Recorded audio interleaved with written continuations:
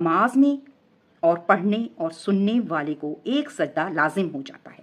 ٹھیک ہے. اچھا، اب سوال یہ پیدا ہوتا ہے، کیا آیت سجدہ پڑھنے یا سننے سے فوراً سجدہ کرنا ضروری ہے یا بعد میں بھی سجدہ کر سکتے ہیں؟